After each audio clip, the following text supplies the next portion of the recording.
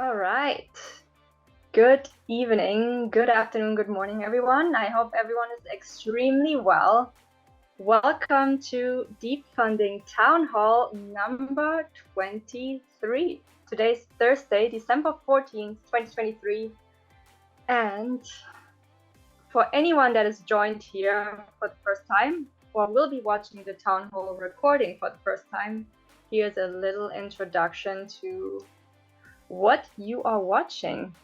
The Deep Funding Town Hall is an initiative organized and led by our amazing SingularityNET community for our SingularityNET community. And here you can not only learn about the fantastic grant program that Deep Funding has, which funds builders who publish new AI services that support the growth of the SingularityNET platform and marketplace, you can also introduce and present your own project to the Deep Funding community and get valuable feedback on what you are building.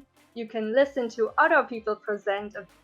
You can listen to other presentations from people and learn what they are building and learn about new, powerful, and innovative AI-powered projects. You can get the latest updates around the Deep Funding program. You can share your feedback and your ideas on how to improve the program. You can bring up any related questions, concern, and discussion topics that you care about. So in short, it's just a great place to connect and network and feel part of the amazing, welcoming community that we have here. And our Deep Funding Town Halls are usually happening bi-weekly, so it would be extremely great to have you with us regularly. However, we're about to go into the holiday season. So actually the next town hall will be on January 11th, 2024, which sounds way in the future, but it's not. 2024, and it's pretty close. So for now, Felix is going to present to you the schedule for today.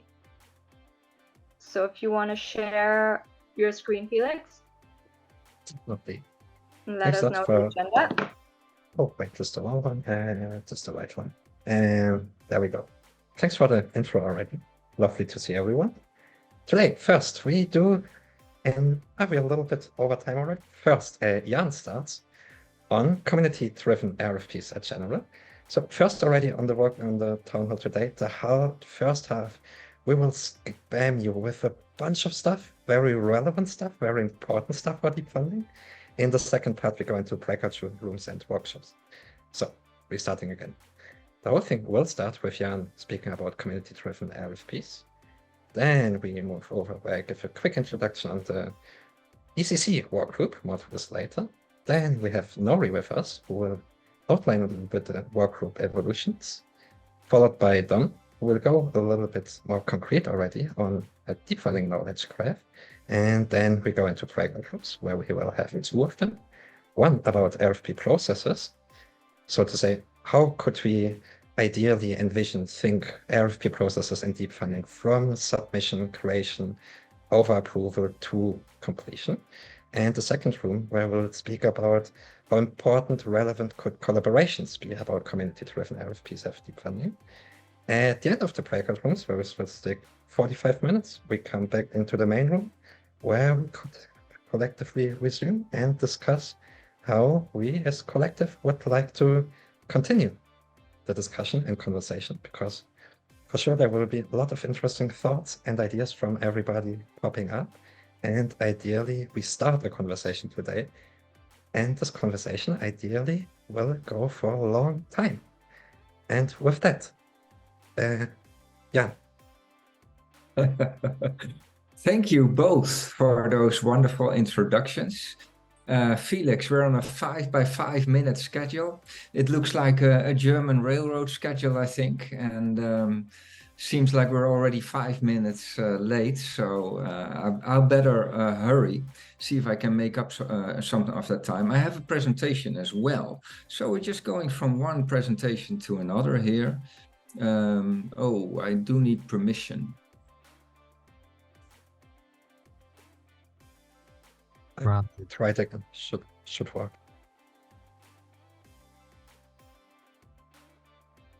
While I'm trying and clicking, I'll just explain a little bit in the meantime. So normally I would freewheel this a little bit and just explain to you, but I think in this case it's important to tell exactly what we're trying to aim for, and also a sequence of events that led to a pilot project. So that after that, Felix and Nori and others can take it over. Can I already, still not enabled? Let's see, you just need to stop and reshare screen. It should work. Now it works. Okay. So also against my normal habit, I just wrote it out, more text than usual. So excuse me for that, but it's about 10 slides. So let's get started. So in Deep Funding round 3, we had what we called RFPs, SingularityNET RFPs, which means request for proposal. It's a very common term in the agency world, where you do a request for proposal and then multiple agencies can offer their quote. And we had a similar process in Deep Funding, and it was very successful. I can talk about that for 15 minutes, but in respect of time, I'll go over this rather quickly. I was at least amazed to see a lot of very high quality submissions, including from established organizations like MLabs, Neo4j, and last but not least, MIT, which was groundbreaking, I think. So then in itself, it was successful. We only came up with the whole RFP concept like 4 weeks before the round. So it wasn't thought about for a half year. It wasn't completely fine-tuned, and so things can be improved. But all in all, we felt that it was very successful, and we would like to see it repeated with the current experience. Then, of course, also the question comes up. All these RFPs originated from SingularityNET. So would that be the only source of RFPs, or could there be another source as well? And today we would like to discuss the option and the process that we could have for community-driven RFPs. So RFPs that would be created by you. And while I'll guide you through this, there are on the right you see the intended goals. So there are a number of goals that we established or we wanted to achieve with this process. So the first one here is the community involvement in creating these RFPs. And then the second one would be consolidated project outcomes, because another concern of mine was that if Deep Funding continues round after round, we'll have a lot of different projects, and there's a risk that when we are in round 5, somebody will do the same or similar thing than somebody else did already in round 2.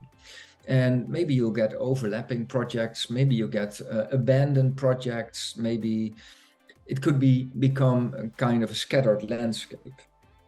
And we think that maybe by bundling certain things into RFPs and giving more direction to a certain type of projects, we can avoid that scattering, but instead we can create a situation where different projects will build up on top of each other.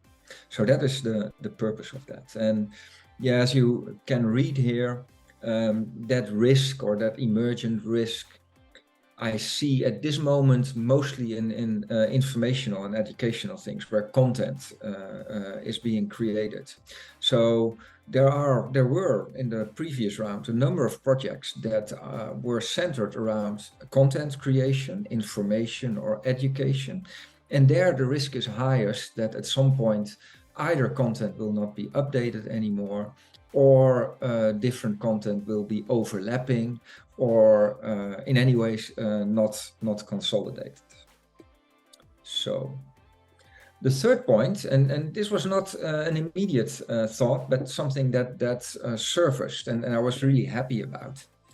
Drive and facilitate collaboration across teams and individuals. For me,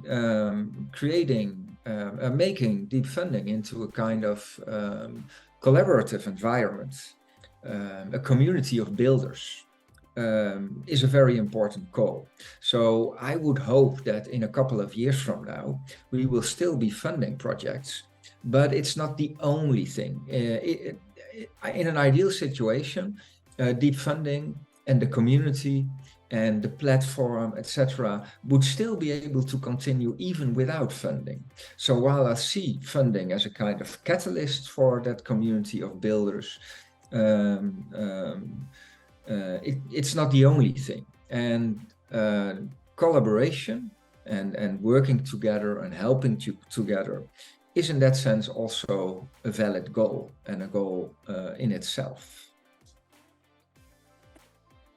And then the fourth and last one, I think this overlaps a little bit with previous points, but I want to highlight this as well. RFPs can also be a very good way to ensure that we get high value projects. And we can do that on one hand by choosing the topics and the things that we need, like in the previous round. The RFPs were aligned with the platform strategy of SingularityNET, and one RFP was related to our reputation system. Those are things that we believe will bring a lot of value to the ecosystem and the platform. Furthermore, in an RFP, you have the option to list all kinds of requirements, functional, non-functional, technical restrictions. You can basically give some guardrails and guidelines for the projects. And also by that way, an RFP can be a tool to increase the value of the projects that are being created. By the way, it's not the intention to have only RFPs. We will also continue with open rounds, etc. But as an additional tool and one of the layers, it could be very valuable. So then this slide is about the start of a pilot project.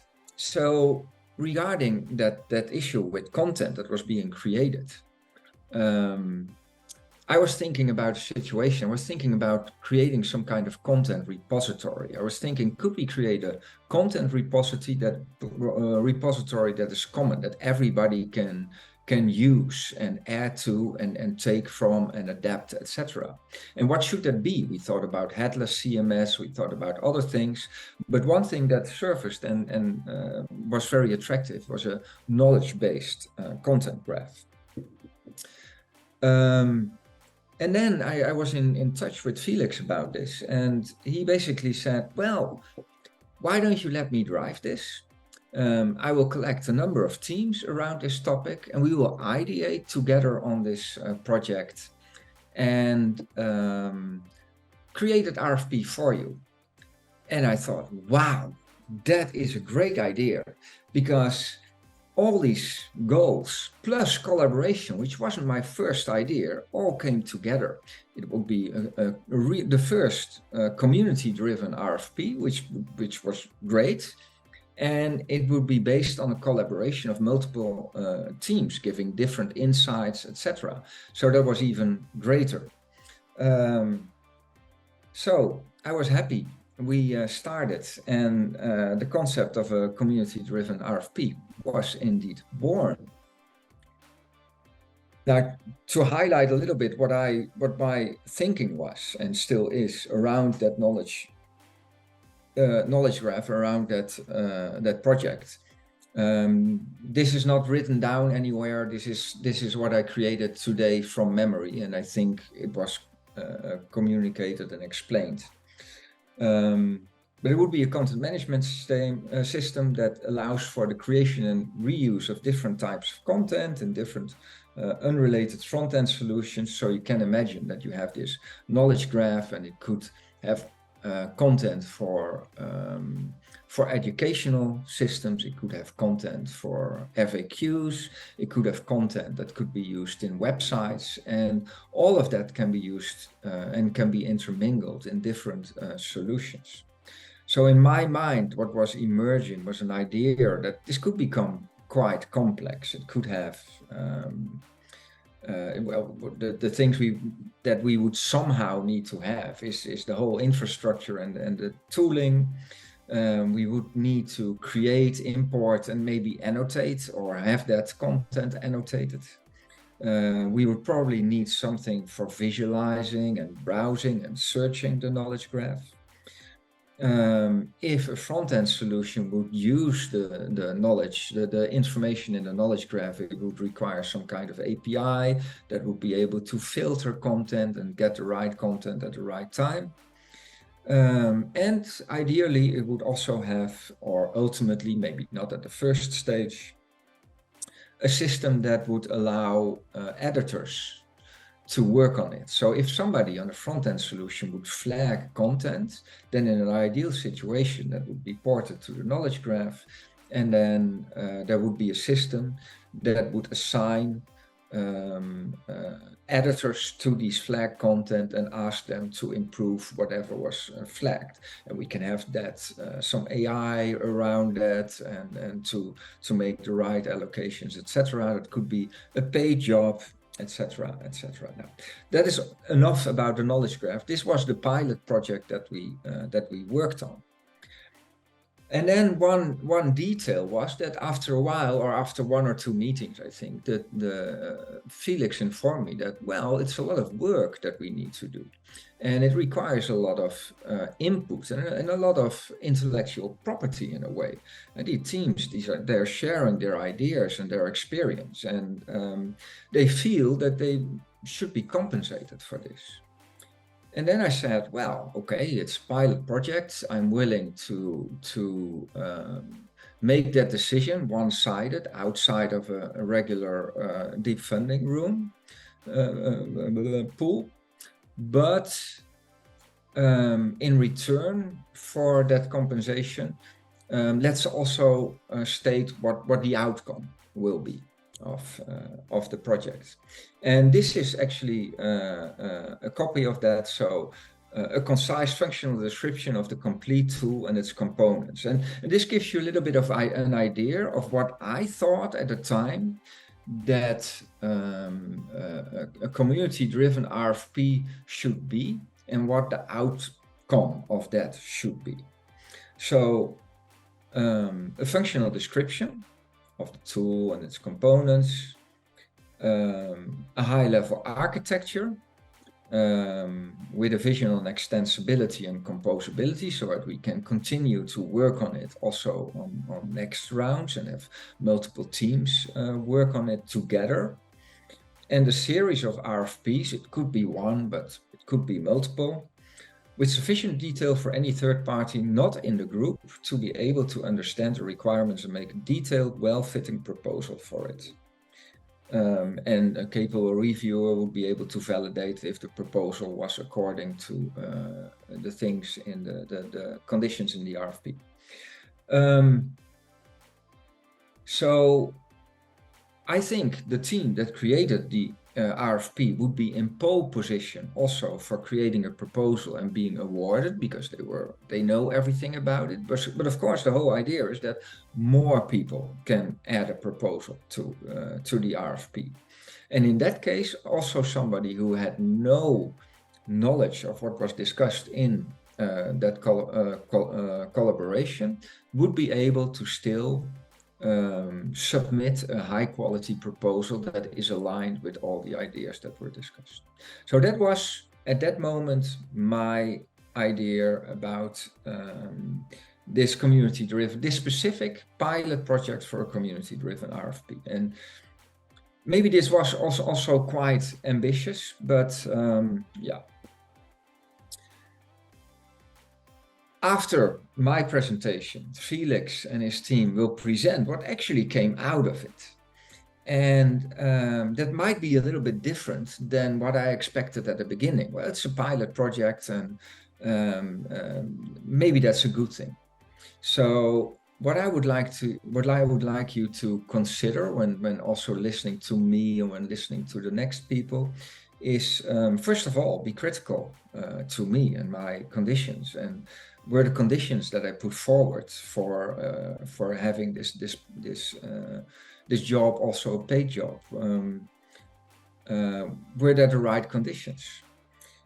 And if you look at the actual outcomes of the actual pilot process, what is the value of that? And maybe it has an additional value to what we originally envisioned.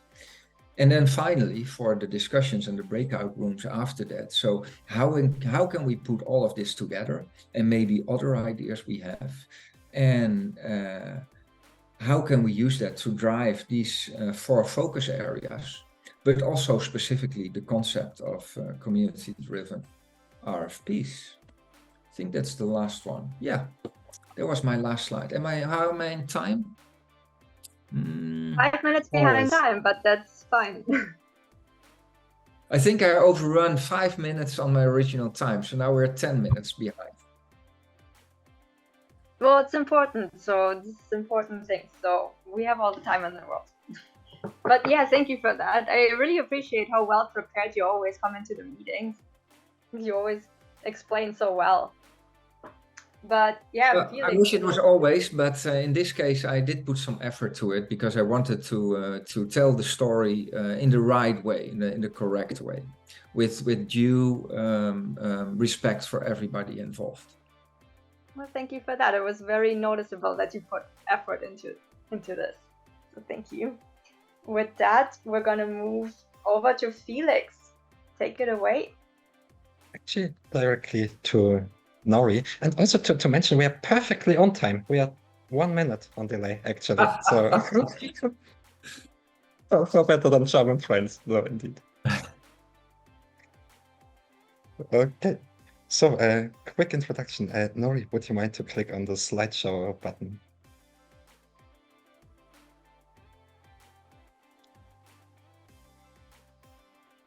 You're muted, Nori.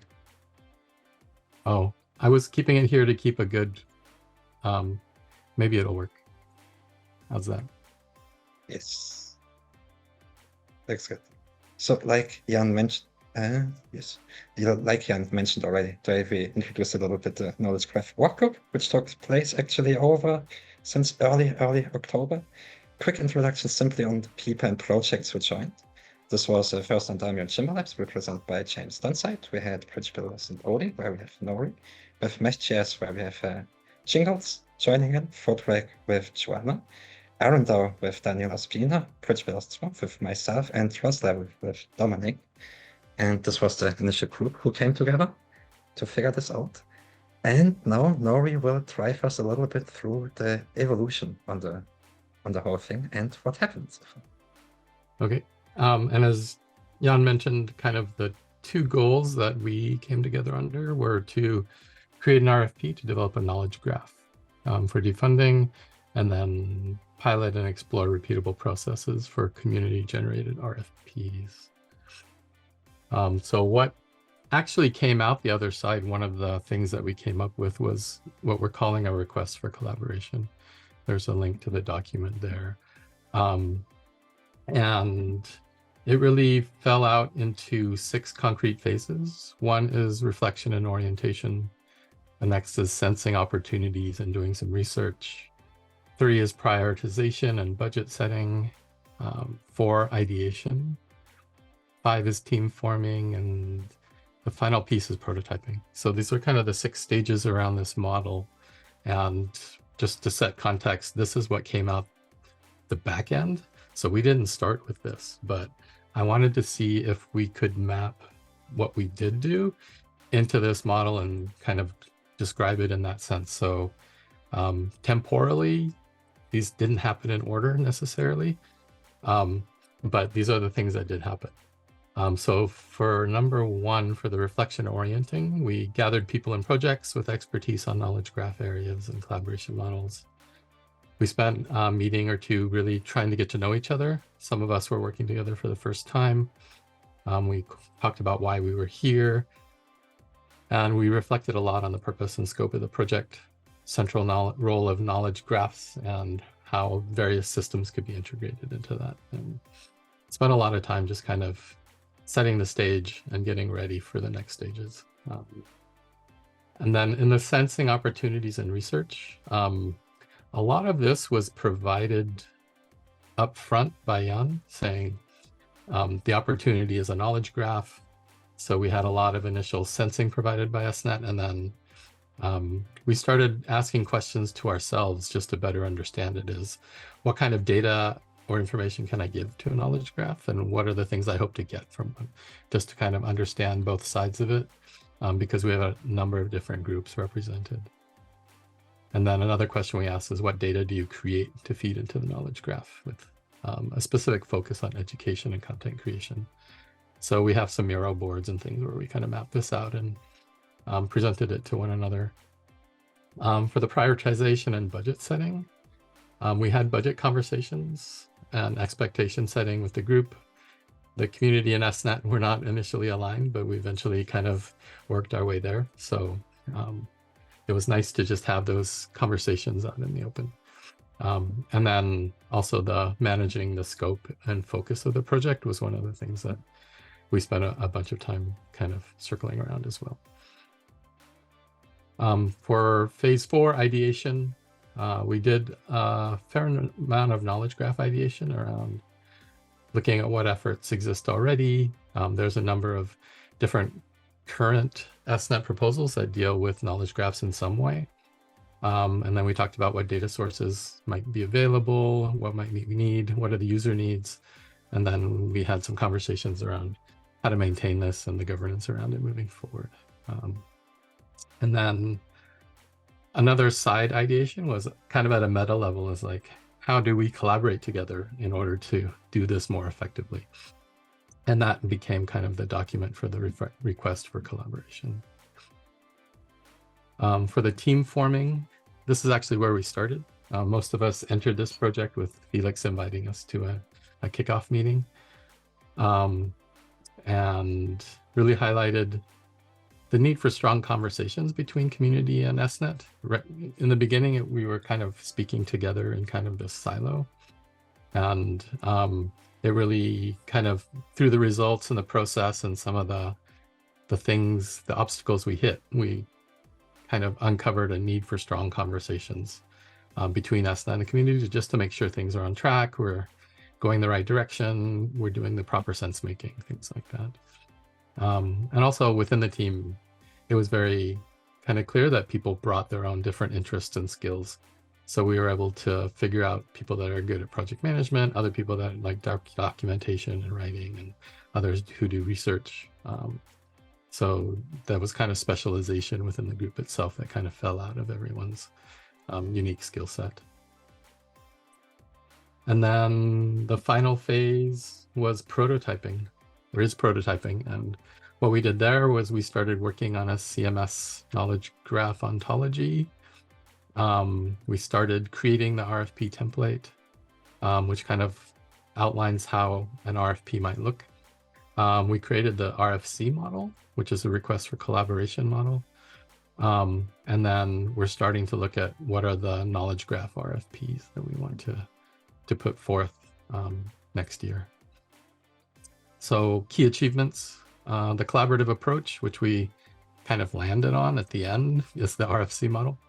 We definitely didn't start there, and we kind of found our way there through a lot of different pathways, and there was a lot of cross-project integration. As you saw in the beginning slide, there were a number of different projects that came together to ideate on this thing. And our key achievement is we're in phase 6 now. We're actually at the point of prototyping, so that's what we're actively doing right now. Avenues for improvement. We thought of a little bit, and we'll probably do a very proper retrospective reflection at the end of all this, just to get some really good detail, and we'll share that out. But at a high level for today, some avenues for improvement are clarification of scope and purpose. We kind of wandered around that a bit, and we probably should have stopped to really clarify that up front. How we document and do process standardization is something that emerged And finding that right balance between speed and taking the time to do research was a tension that we felt. We arrived at clarity on financial and resource allocation, but that came kind of in the middle of everything, and there was a little bit of tension around that too, because it wasn't stated up front. And we started regular check-ins with leadership about two-thirds of the way through, and we realized we probably should have been doing it all along, just to make sure we weren't going too far off track. And then we really struggled a bit with internal team coordination and communication. I think we were using Mattermost as our primary communication tool, and that was new to a lot of people too, and not in their normal workflow. The key learnings from this process. Do you want to take this one, Felix? Yes. And on key learnings, behind this, there was a bunch of struggle. Already to say, we faced a bunch of challenges. Sometimes it was really good, very often it was really, really difficult to figure out, okay, how can we move forward, everything. So it wasn't easy at all. We made some really important mistakes, some really good achievements as well.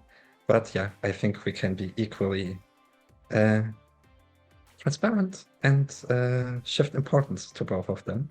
So what you see here is really the stuff what we identified, like really going through pain in this regard. First one is already collaboration can't be imposed. It has to emerge. So from this regard, for example, also when we think about later how collaboration could fit, nurture, or improve these processes, it shouldn't be a hard requirement. It's really difficult to say, hey, 6 people, 6 groups, come together, now we collaborate. And then figuring out on what exactly and why exactly, actually. So ideally, collaborations emerge by themselves over time. What is really important for collaborations is actually that the emotional buy-in from collaborators is set. From our perspective, for example, what we had very different cultures coming together. Each project, each individual is definitely unique, have their own empathy, emphasize on specific topics. Some are more hardcore grassroots, some others are more strictly business corporate. And there was a lot of challenges around figuring out, how can we move this actually together? Then another point is, I think we actually reached a max amount of participants in this as well, because I think ideally we should keep, when we think about strong collaborations, keep teams small to ensure focus and process. I mean, we all know, try to do something with 30 people. Oh my God, it's really difficult. Each collaborator you add into a group needs attention, needs resources, needs energy. And as more people come together, it's more difficult the collaboration becomes. Another one as well, what definitely can be really helpful is even for collaboration or when we would do a call, let's say for request for collaboration, is that we definitely would like to give some clear directions and scope since the get-go already. Though, in the meanwhile, making sure to be open enough for emerging evolutions as well. So make sure to have a very clear objective in the beginning, though don't put everything set in stone and too static, and still give space for things to emerge and to evolve. Yeah, key learning 5 or 6 is collaboration takes time and resources. Do not underestimate this. Definitely not. The same like a corporate should not underestimate to hire new staff, right? Like you don't hire a new person and expect, okay, in 1 week this person is fully operational. Hiring somebody for a corporate is difficult to an enterprise or company. And just we do collaboration doesn't mean that we have lead time 0. This is equally and really takes time.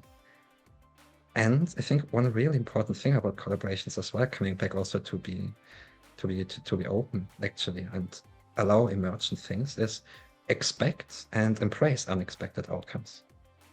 For example, where we started, we never thought we would come up with something like what Nori that actually did a request for collaboration. And it's actually beautiful to give the space and to say, okay, we discovered stuff with the initially didn't even envision.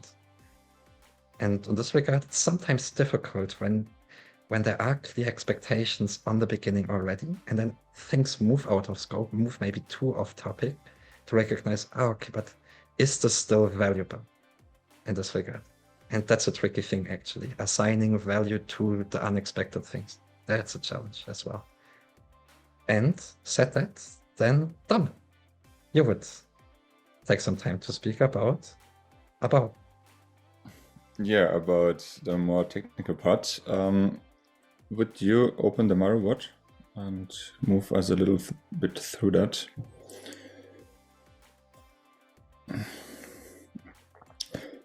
So before I start talking about the more technical part of creating that RFP, it has to be said that we are still at a very early stage, and for the time being, these are basically just preliminary ideas derived from the assignment, and yeah, we still have to put a lot of energy and work into this part. We maybe you go to the other graph, this one, perfect. So we first have decided to define the scope of the knowledge graph more precisely for an MVP version.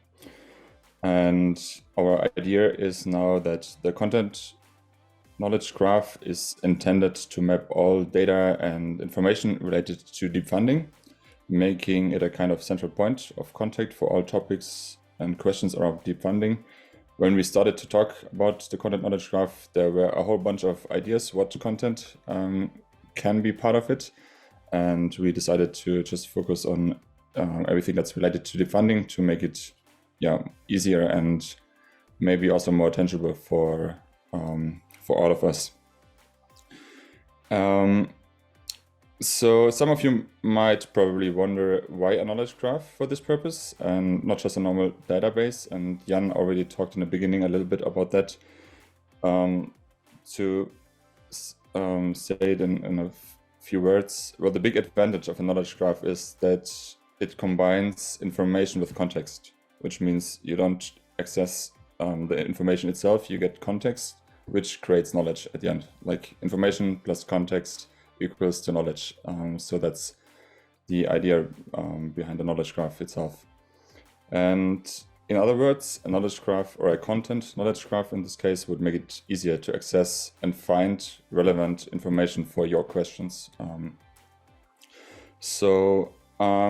When we thought about, okay, what data we could flow into such a graph, we came up with like two main sources, like SingularityNET Foundation and the community. So we have a bunch of rules and conditions. We have proposal data, we have team data, we have reportings, we have blog posts, all kinds of documentations around the circles, and much more. So the idea is to bring that all in one place. And well, maybe for you guys that are not so familiar with knowledge graphs, like how would you use the graph then? Like what's the advantage for every one of us? I try to give you a few examples. So if I want to propose a certain idea, I can simply have a look, has anyone already done something similar? Today it's takes quite some efforts to find that information, but with a knowledge graph, it would be much easier also to find out your similarity to another proposal, or is there already something out there that you can build upon. So a knowledge graph would make it much easier to access and find this information. Also, if you are interested in a status of a particular project, you can ask the knowledge graph, or is an idea still being pursued at all? Or what's a person's role in project X, or what's a person's role in the community? So it would, that's kind of questions that you can, or answers that you can get out of the knowledge graph. So at the end of the day, with that, we try to avoid that different teams work on similar things separately from each other, so that we don't end up having a landscape of unfinished proposals, and that's like the one side that we want to avoid. And on the other side, we can foster collaboration, we can make onboarding much easier, we can it can be used for education purposes around deep funding, things like that. So that's just a few ideas to give you a more a better idea of why a knowledge graph for deep funding. How do we get there? So we first need to answer a bunch of questions. So because we have off-chain data, on-chain data, all kinds of sources. So how is the data validated? How is it being visualized afterwards? We need a front end. We need to integrate an LLM for answering these questions. Someone has to maintain the whole thing. So it's a very complex thing overall, not just the creation of such a thing, but also the maintenance. So in other words, especially when in our context of this community-driven RFP initiative, these different tasks might be implemented by different teams, because we at the end we're looking for teams and proposals around data validation, visualization, LLM interfaces, front ends and stuff. So different teams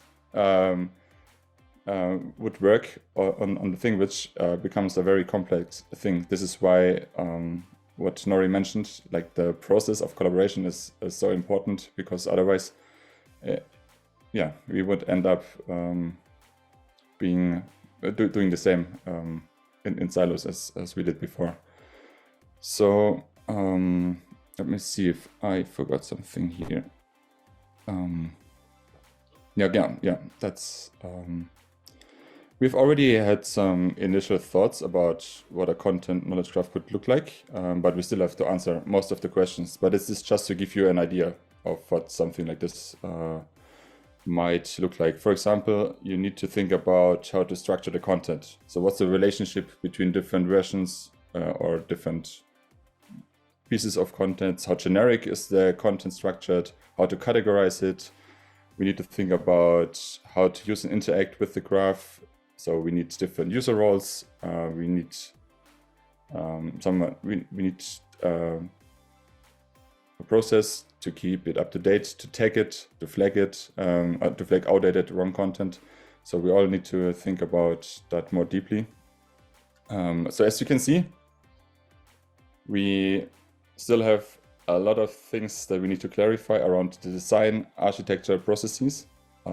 So the things that I shared with you just give you an initial idea of what has been done, or what we are thinking about. Maybe that's a better term, what we are thinking about at the moment. And as you can see, there are many open questions, but we could keep you posted about that. So that's for the moment. Back to, I don't know, Felix, Jan, I don't know.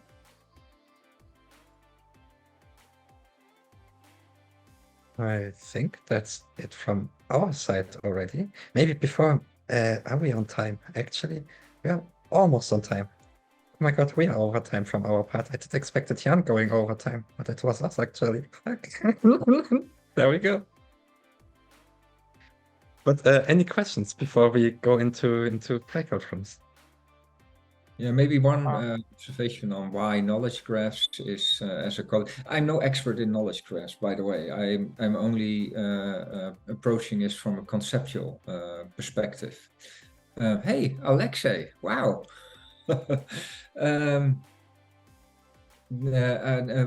Andre, my colleague, told me about using knowledge graph in this scenario is that it's very useful for AI, or perhaps neurosymbolic AI, to analyze and make all kinds of use cases around it. Alexei. Yeah, hi. And yeah, I have the related question. So, in what form is it right now? Is it just drawn some spreadsheet or presentation or whatever, or are you considering some concrete technologies for storing this knowledge graph, querying it, and so on? I'm asking because we are developing Hyperon architecture, which basic component is Metagraph and so on. So I wonder if it makes any sense to use Hyperon for these purposes, or is it completely unrelated? We'll talk a little bit. We weren't specifying the actual underlying technology. Kind of the high level concept is if we have on-chain and off-chain components, and we agree on an ontology of how that data gets saved, then you can have open ecosystems on both sides, whether it's the side that's producing the data and adding it to the graph, and then the other side is this whole ecosystem of people taking that data and displaying it, querying it, using it in different ways for the community. And so we didn't get into the technology per se. That's an open question, and could be part of the RFP cycle. Is someone could propose that we use a very special kind of way to query the stored data, put it into a graph database, and surface it through an API as one instantiation of it. But another group here could have a completely different take and still use the same base underlying data to create a different kind of thing altogether. But the key is you have that open system and agreement on data structures and ontology, then maybe it can be an open, shared, collaborative ecosystem of knowledge. Okay, so if the underlying technology is not yet defined, please keep in mind that SingularityNET is developing its own knowledge metagraph storages, and there is an intention to have an API for them in the platform SDK, so there will be some sort of integration with the platform up to the use of AI DSL as a part of specifying services in the same language. So just don't forget about this when the question about choosing the technology will be ready. Yeah, if I may comment on that. I don't think, Alexa, you were here at the beginning of the meeting, were you? Well, I missed several minutes at the beginning. Okay, because there is I talked a little bit about the assignment for the pilot project, which is just basically for a community-driven RFP. And we talked about the actual outcomes, and they're not perfectly aligned yet. There's still a room for continuation here and improvement. I also connected to Andre Senna a couple of times about this already, but we felt it wasn't yet in a state where it would be helpful. I also discussed it with Andre himself to have him joining a meeting with the team. But of course, actually, I also mentioned we had this discussion, Felix, right? When it would be the right time to have some people from SingularityNET added to the project specifically for this case. By the way, I'm very, very happy to see a number of my colleagues here in this meeting. Hi, Diane. Hi, Michael. And yeah, by the way, for you who don't know Alexei is in the lead of OpenCog Hyperon, one of our major scientists in SingularityNET. So very happy to have you here, all of you. And also, Alexei, we're joining you next Tuesday on the call as well about the knowledge graph. Thanks a lot for putting forward the invite already, because ideally, what we know already from Jan from our early stage, he said already there are a bunch of efforts already into SingularityNET. Ideally, we don't want to build yet once another initiative, and ideally we're looking as well, okay, how can we align the efforts here to already existing solutions, and more working in than working against, and then in 1 year we have, oh cool, we have 6 knowledge graph prototype right being deployed. It's something we definitely aim to avoid and to really align with what you guys doing there too. Ubio, you have your hands up. Yeah, I'm torn between asking some questions and the fact that we need to go to our breakout rooms, and so a lot of questions in my head, but I don't know. Maybe I'll just ask a few that I think it's very pertinent, and then so that maybe other ones can come up later. One, I asked in the comment, I want to know, so somehow I'm trying to get the position of things right now. So I would like to understand that clear deviation. I would like to understand, okay, this is what we were out to do, and this is what we finally did.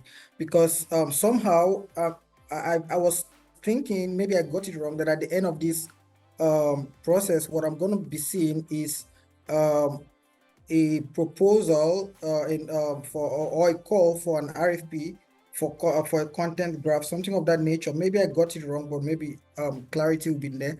But what I'm seeing here is more of like, okay, a template. I'm seeing a lot of templates on how things can be done, how we can do RFPs, how we can do community-driven this thing, and also and even a model to what the technical on how it will be built.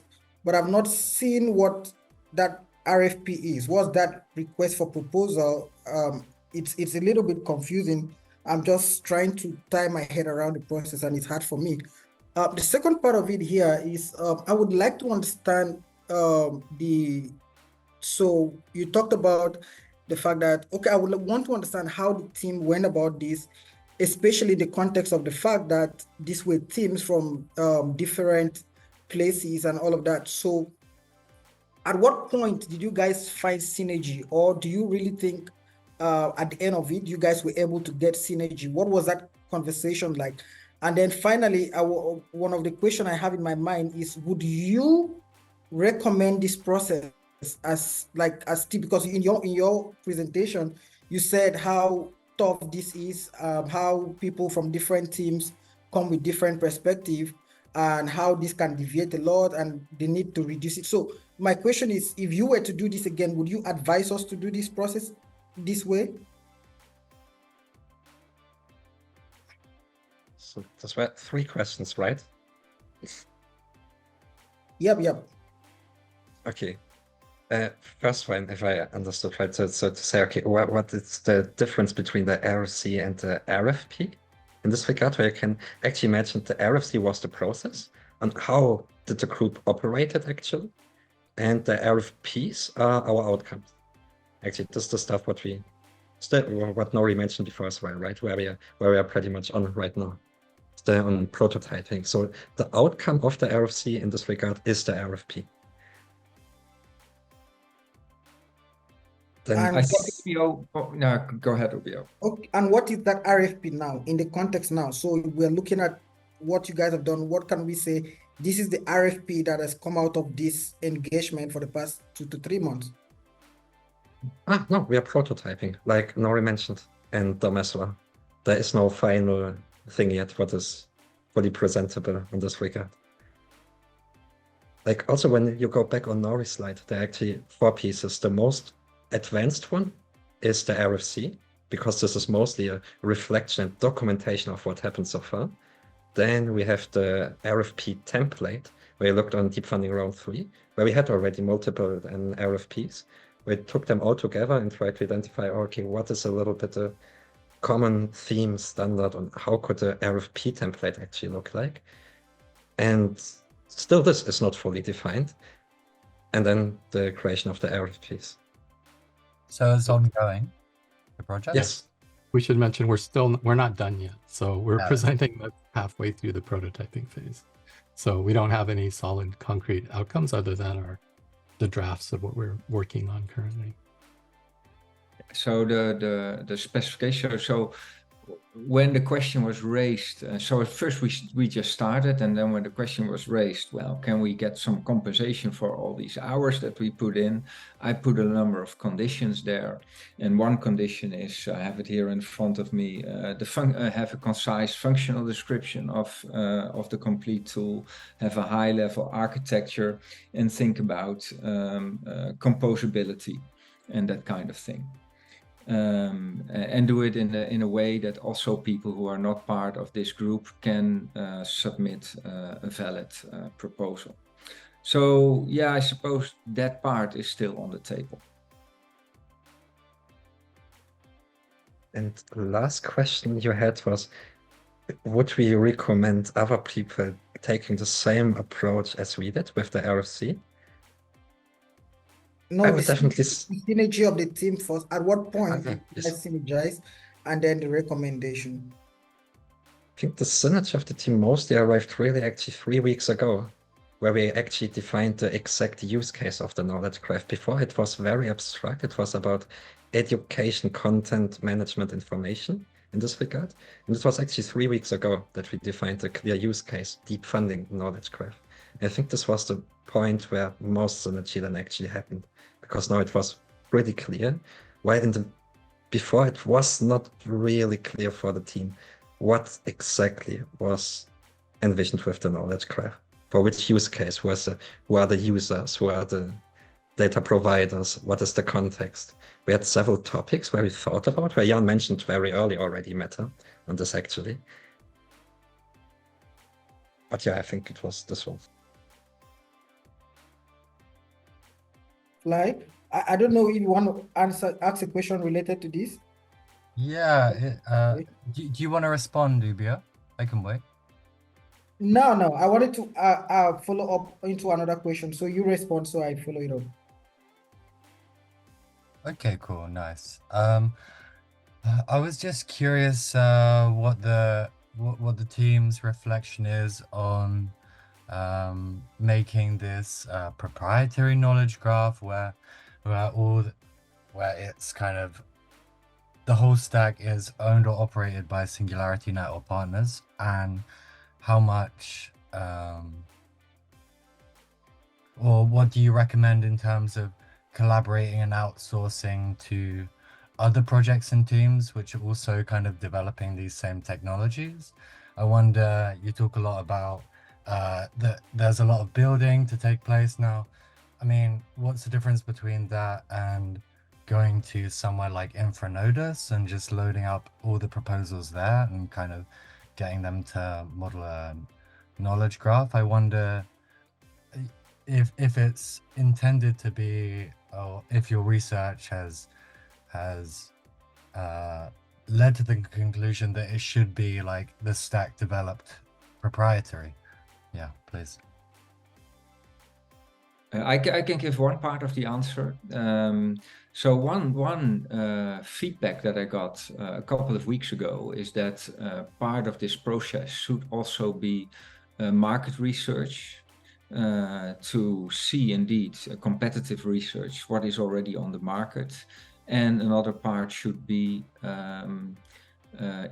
having interviews with users, requirements collections from the users, what are the user needs for this.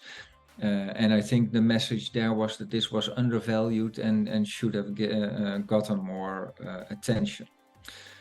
My intent was to, as Alexei also pointed out, to build this into our platform as a knowledge graph, and to initially I was thinking about having this in distributed atom space, our meta knowledge graph, if you want, and having it become part of the Hyperon framework that way. Because that would be, then it would be a how do we call it, two-edged sword. It would help us for the functional reasons, because it would help us manage all our content in the organization. But it would also add to the functionality of the platform. And as I pointed out in the chat here, if we can create this, if we can have a knowledge graph with all the content of our organization, and we have a process where people get paid for updating flagged content, and there's some intelligence behind it that, you know, this kind of content with this kind of issue is best being solved by one of these three people. And that way you have a consolidated database that will grow and grow, which will be open, right? It will be on our platform and anybody would be able to interact with it. Maybe we'll have some role-based there, I don't know. But in any case, it would be an open system. If we would have such a system, this will be valuable for every organization on the planet, because every organization has documents. Every organization struggles with information and keeping it up to date, and every organization needs to distribute that knowledge. So if we would have a next gen solution for content management, basically, that could be extremely valuable for not only us, but also for the platform and all these organizations. Anybody would like to add to that? I can add a little bit.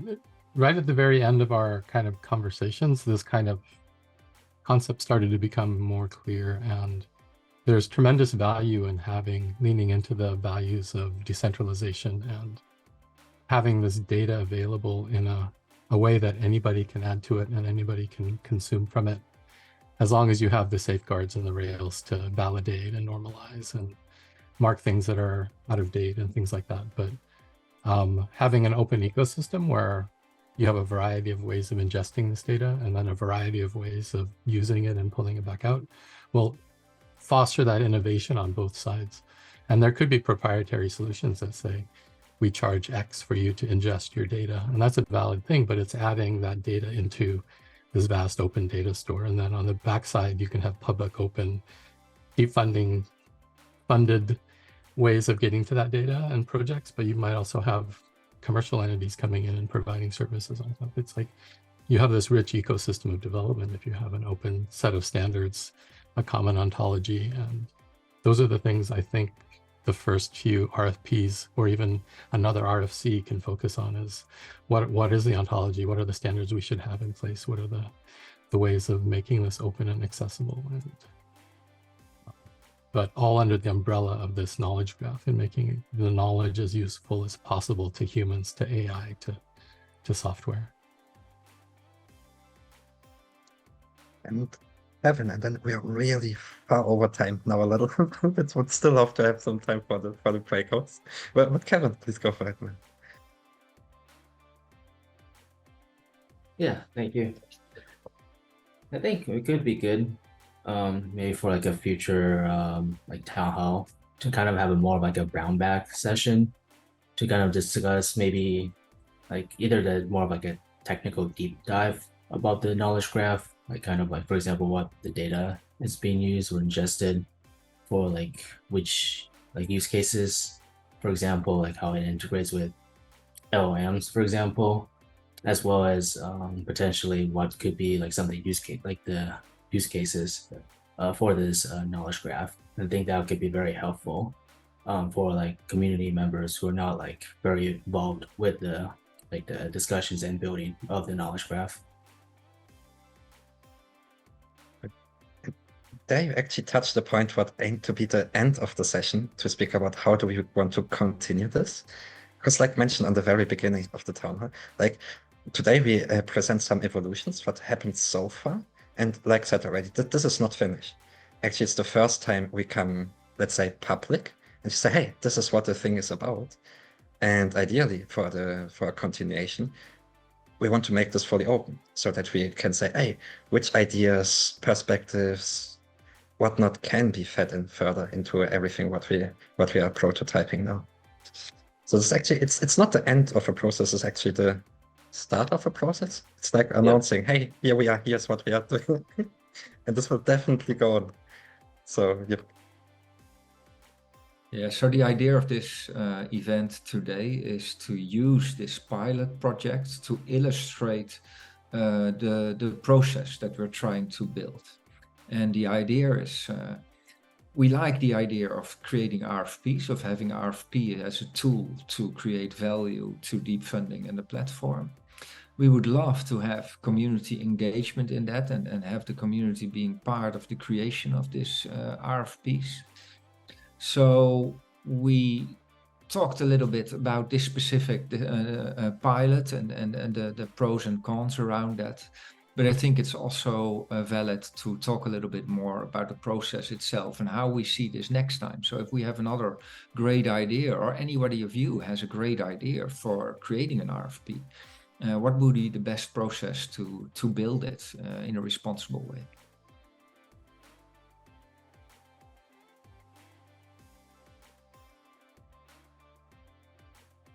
And with that then, what do you think? Do we move into the breakouts then, generally? There would be two of them. One would be about just what Raphael mentioned, Jan mentioned, the processes of RFPs. So to say, from start, ideating into creation to submission to who approves actually if a RFP should go live and how is it then implemented. This would be the first breakout room. And yep. And the second one will be about RFP collaborations, the aspects to see, okay, how important do we see collaborations actually around the generation of community-generated RFPs.